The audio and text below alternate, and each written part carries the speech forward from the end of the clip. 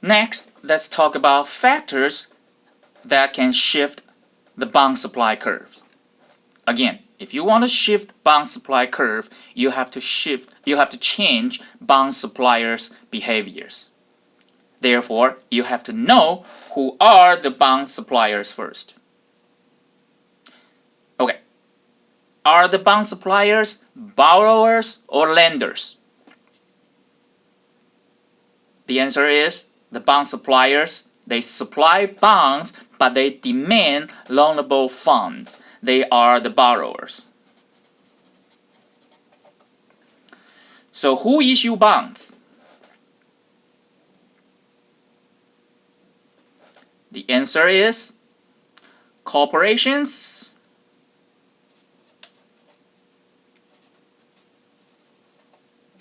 and governments. Corporations and governments issue bonds for what? Corporations issue bonds, like say Ford issue bonds to borrow money to build cars, to do investment.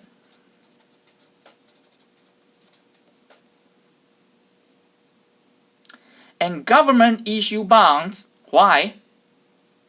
Because they need money to build schools, to build bridges, to fix the roads.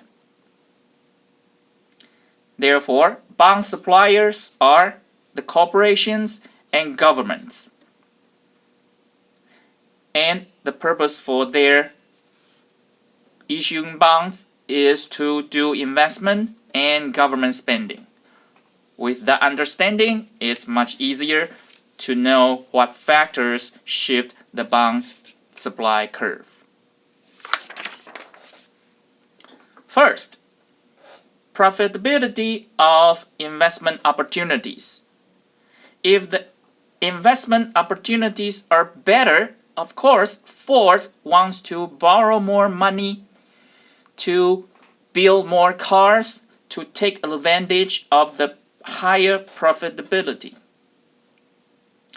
That is, when the economy is doing well, that is, when we are in a business cycle expansion,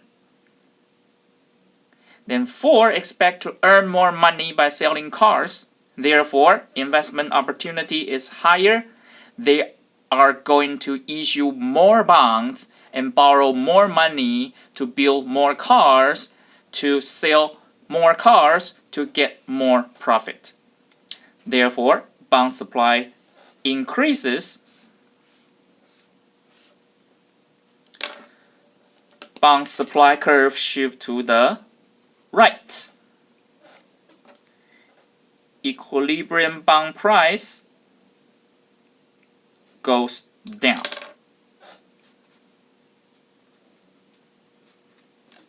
Therefore, equilibrium interest rate goes up because the negative relationship between bond price and interest rate. Let me say it again. Always do the bond price first from the graph and then switch the sign to get the change in interest rate.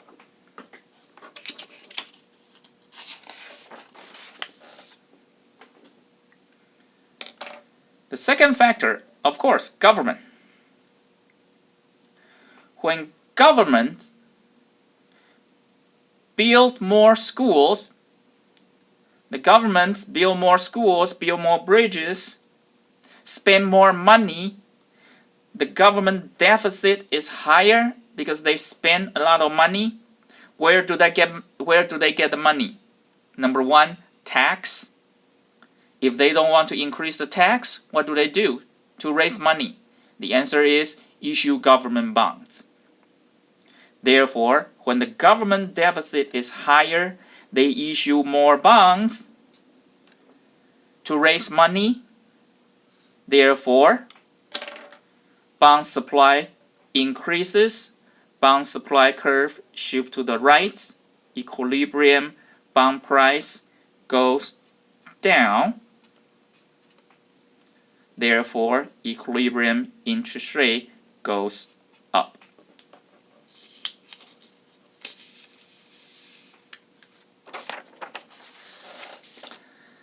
there's one more factor that can shift the bond supply curve.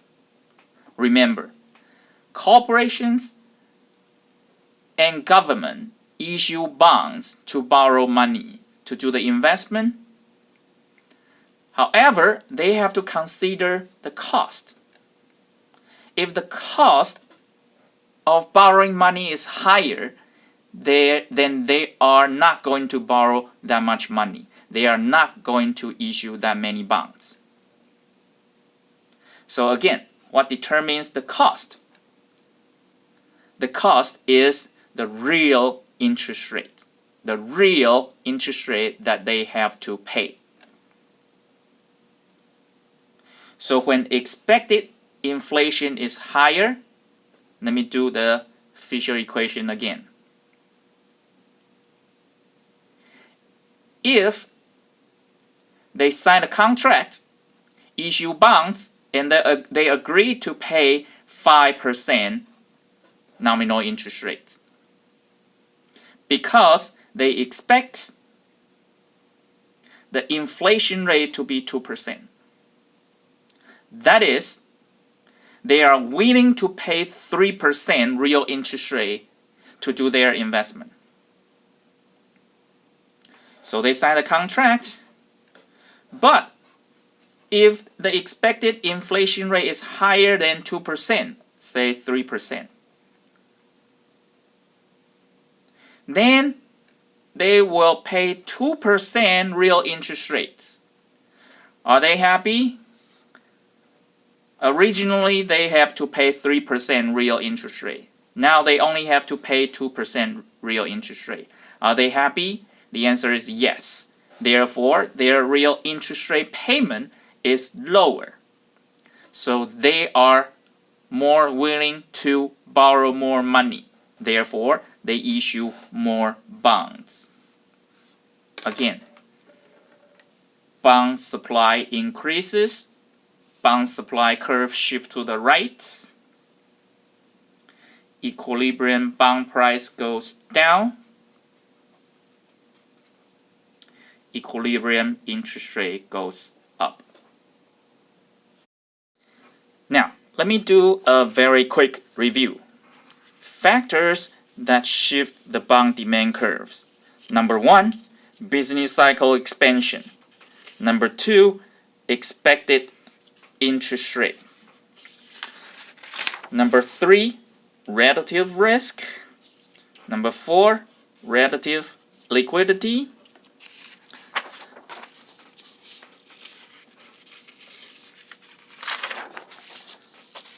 Number 5, expected inflation. Factors that shift the bond supply curve: business cycle expansion, government activity, and expected inflation. As you can see, there are two factors that shift both the bond demand curve and the bond supply curve. Which two? The answer is business cycle and expected inflation. These two factors will shift both demand curve and supply curve. Let me do it again.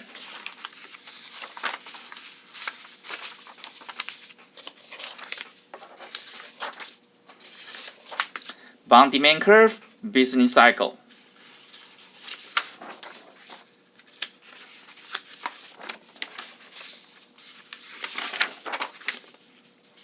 Expected inflation.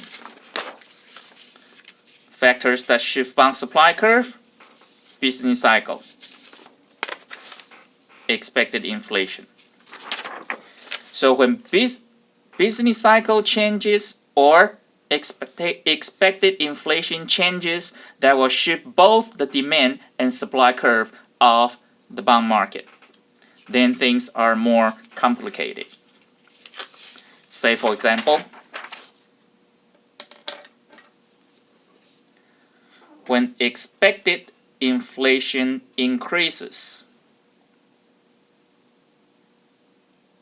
Remember, the real cost of borrowing money is lower. Therefore, bond supply shifts to the right. But at the same time, the real earning, the real interest rate goes down. Therefore, bond demand decreases. So when bond supply shifts to the right, bond demand shifts to the left. If this is the original equilibrium,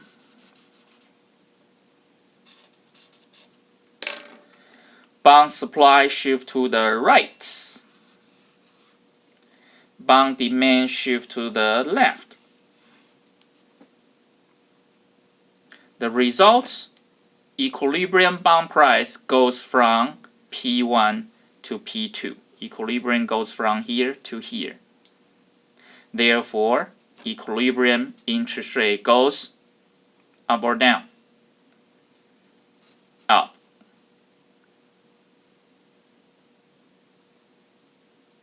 Did you see that? When expected inflation goes up, the results, nominal interest rate, equilibrium interest rate goes up. This is exactly the Fisher effect. Why? Remember what is Fisher effect? Real interest rate is nominal interest rate minus expected inflation. When real interest rate is stable, when expected inflation is higher, nominal interest rate must be higher to cover the increase in expected inflation so that real interest rate remains the same. This is exactly the Fisher effect.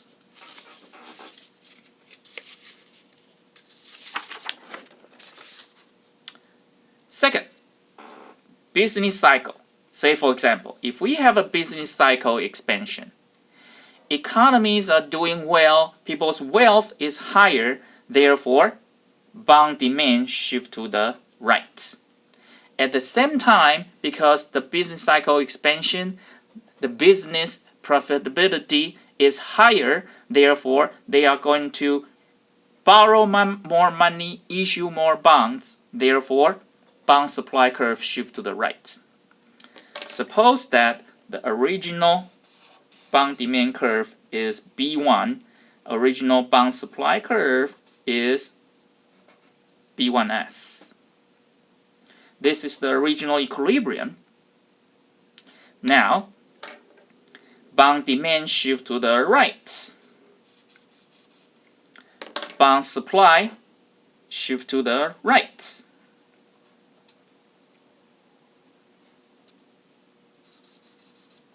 This is the new equilibrium. The result, equilibrium bond price goes down, equilibrium interest rate goes up. But be very careful. In microeconomics, remember when both curves shifts, you have to be very careful. You have to consider two situations. Number one, supply shifts more than demand shifts. Like this example, supply curve shifts by this much, but demand curve only shifts by this much. If we consider, so in this case, supply shifts more than demand. If we consider another case, bond demand shifts more than bond supply. Will the result be different? Now we shift bond supply by a little bit. But we shift bond, this is bond demand. We shift bond demand. The second factor that shifts both the bond demand curve and the bond supply curve is the business cycle. Say for example, if we have a business cycle expansion, the economy is doing very well, then The wealth in the economy is higher. Bond demanders have more money. They want to buy more bonds. They want to do more investment. Therefore, bond demand shift to the right. At the same time, the economy is doing well. The business can expect to earn higher profits. The profitability is higher in the economy. Therefore, they want to borrow more money to do more investment, to build more cars. Therefore, the bond supply curve shift to the right as well. Suppose that original bond demand curve is B1D and the original bond supply curve is B1S. This is the original equilibrium bond price. Now, because business cycle expansion, bond demand shift to BD2, bond supply shift to BS2. The new equilibrium is P2. Therefore, equilibrium bond price goes down. That is, equilibrium interest rate goes up. However, remember that in microeconomics, you learn that when both demand and supply curve shifts, you have to be very careful because the result depends on which curve shifts more than the other. Say for example, in this example, bond supply curve shift by this much, and bond demand curve only shift this much. That is, bond supply curve shifts more than bond demand curve. Now let's consider another situation. That is, bond demand curve shifts more than bond supply curve. Then will we get different results? This is the original bond demand curve. This is the original bond supply curve. Now, we shift bond demand curve a lot.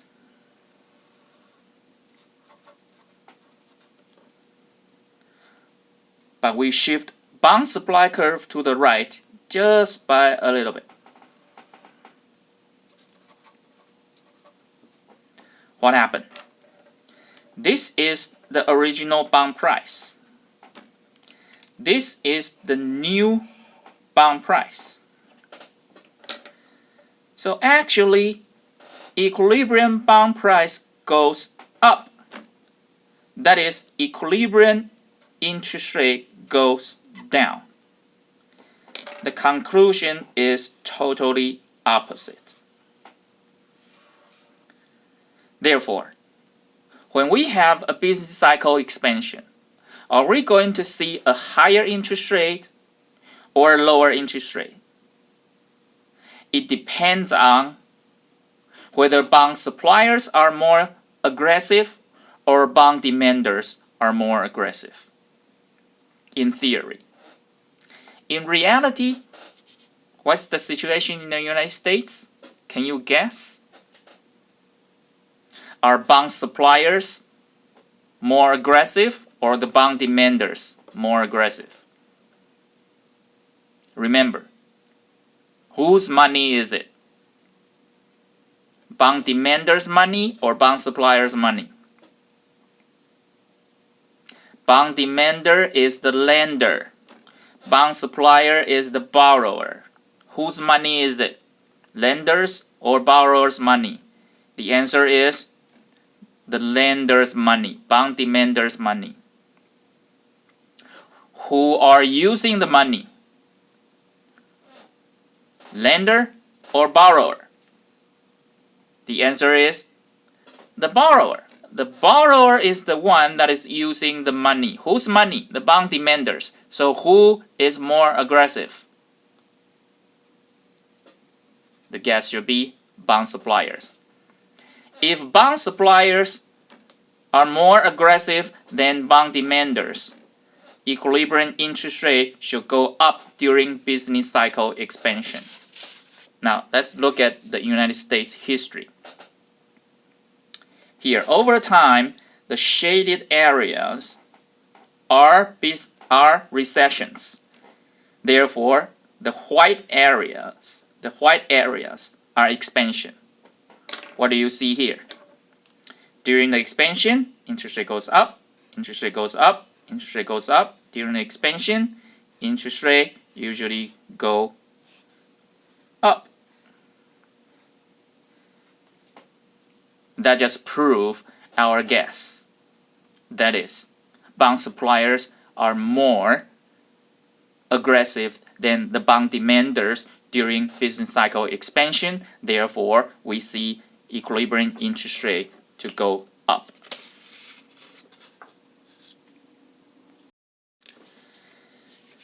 That's a lot of information. Now it's time to do a summary of what we have learned so far in Chapter 5. Chapter 5 talks about how interest rate is determined. There are two theories that determines the interest rate. The first one is called liquidity preference theory. That is the Keynesian theory that you have learned in Principle of Macroeconomics. It says that interest rate is determined in the market for money because the price of money is interest rate. Money supply, money demand determines the equilibrium interest rate. Now, how can equilibrium interest rate changes? How can equilibrium interest rate change? First, if income is higher, that is, you get a job, you don't eat Whopper Jr. for lunch now, you eat steak for lunch. Therefore, your money demand increases. Money demand curve shift to the right. Or, number two, price level increases. Whopper Senior beats up Whopper Jr. Therefore, Whopper Jr. increases its own price. So if you eat Whopper Jr., you will have to keep more money in your pockets. Therefore, when price level increases, money demand shifts to the right. The result, money demand shift to the right, money demand increases, equilibrium interest rate increases. On the money supply side, the central bank determines the money supply. When money supply increases, equilibrium interest rate goes down. The second theory is the loanable fund theory. When business cycle expansion, during business cycle expansion, the economy is doing well, bond supply curve increases, bond demand curve increases, but the equilibrium interest rate can increase or decrease depends on whether bond suppliers are more aggressive than bond demanders or not. Expected interest rate to go down, then you will buy bonds now.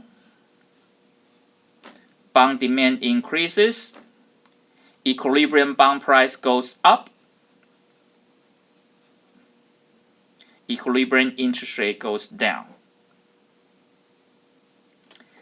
Expected inflation goes up. That is the Fisher effect, right?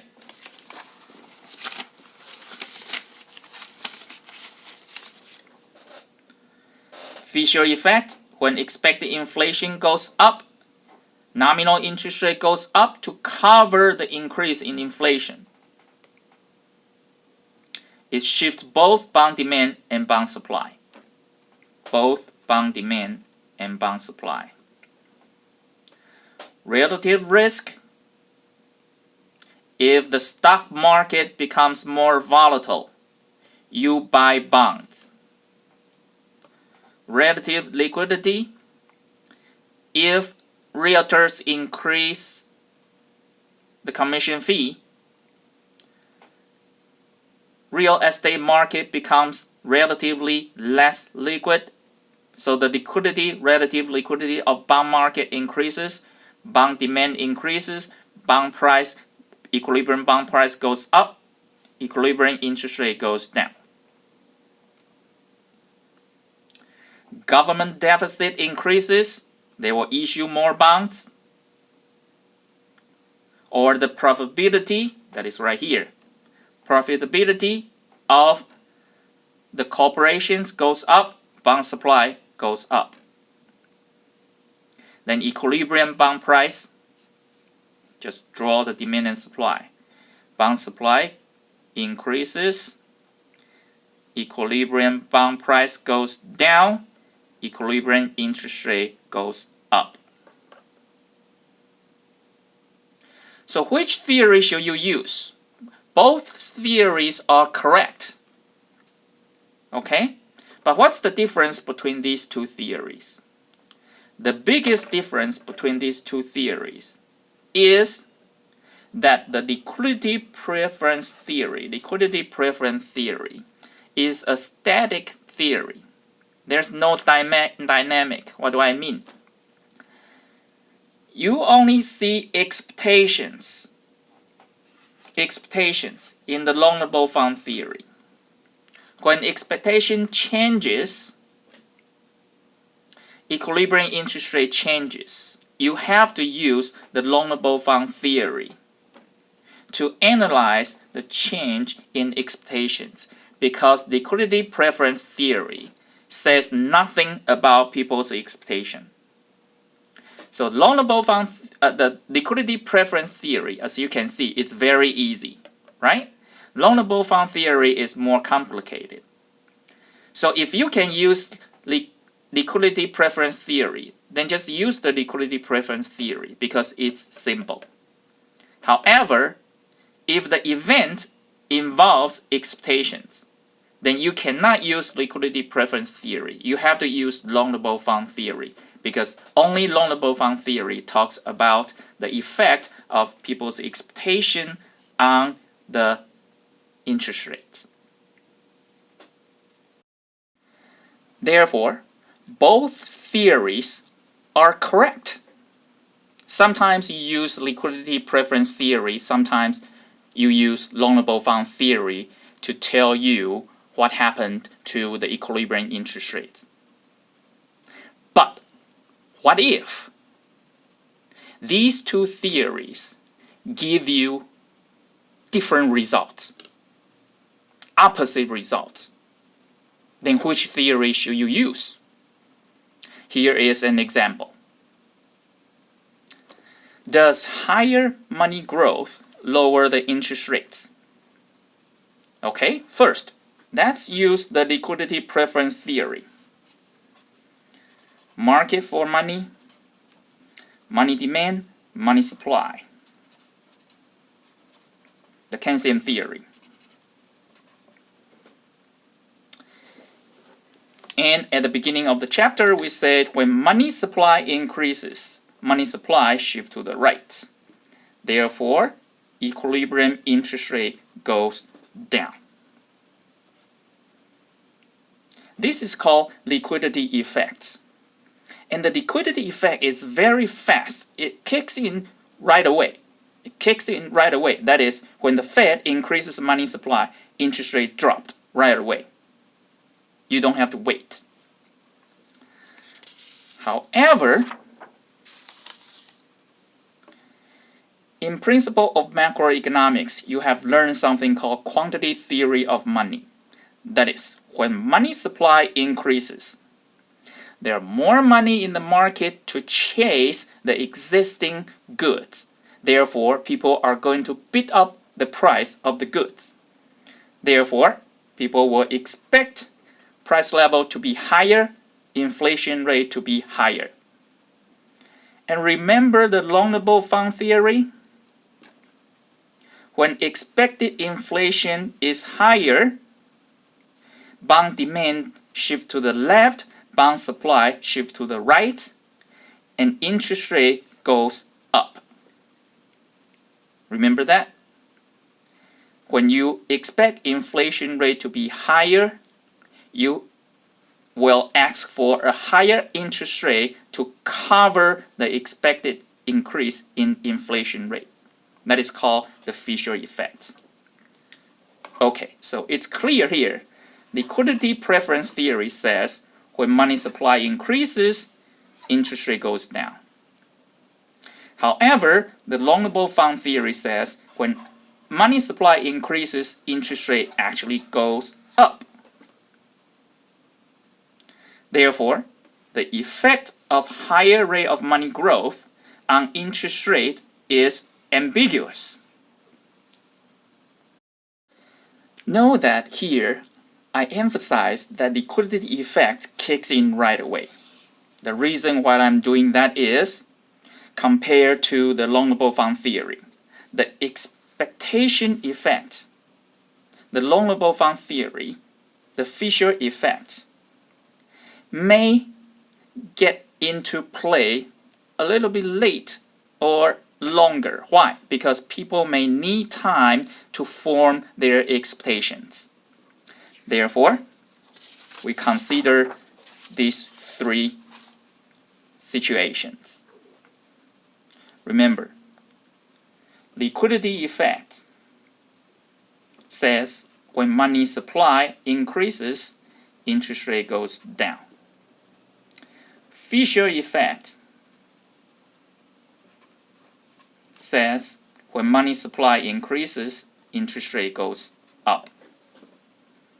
Now, in the first situation, this is when money supply increases. This is over time. Then interest rate drops right away. When money supply increases, what caused the interest rate to drop? The answer is the liquidity effect. Therefore, interest rate dropped here because of the liquidity effect. But later, interest rate goes back up. What causes interest rate to go back up? The answer is the Fisher effect. So Fisher effect kicks in right here and pull the interest rate up. Therefore, people use this amount of time to form their expectations. At the end, the interest rate is lower than interest rate before the increase in money supply. Therefore, the liquidity effect dominates the Fisher effect. In the second situation, again, here is the time when the Fed increases money supply. Interest rate goes down right away. Why? Because liquidity effect kicks in right away. Then interest rate goes back up. Why? Because of the Fisher effect. At the end, the interest rate is higher than the initial interest rate. Therefore, Fisher effect dominates the liquidity effect. So again, this is the time that people take to form their expectations. Now the third situation is this. When the Fed increases money supply at this point, interest rate actually goes up right away. Does that mean that there's no liquidity effect? The answer is no. Liquidity effect is always there, and it always kicks in right away. When you increase money supply, that is liquidity. When liquidity is increased, interest rate goes down right away. So what happened here? The answer is Fisher effect also kicks in right away and dominates the liquidity effect at the very beginning. Therefore, on this graph, we have both liquidity effect and Fisher effect.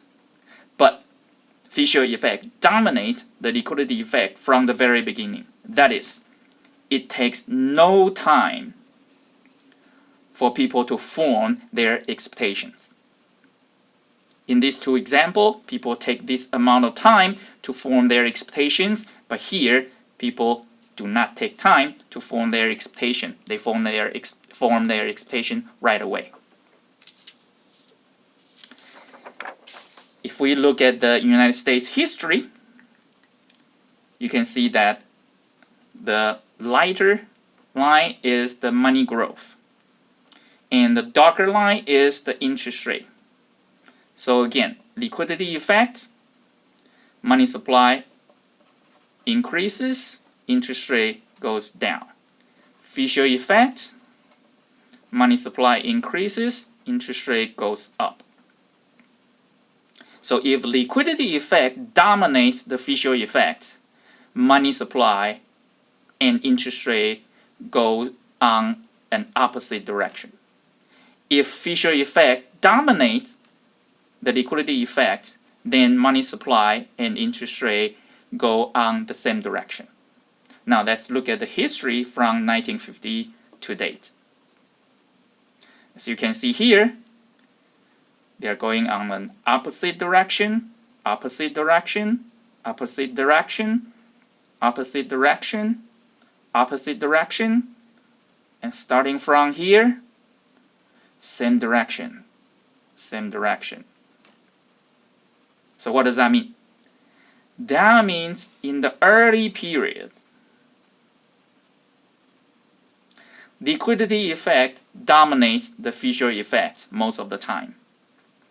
But in the recent period, Fisher effect dominates the liquidity effect most of the time. Why?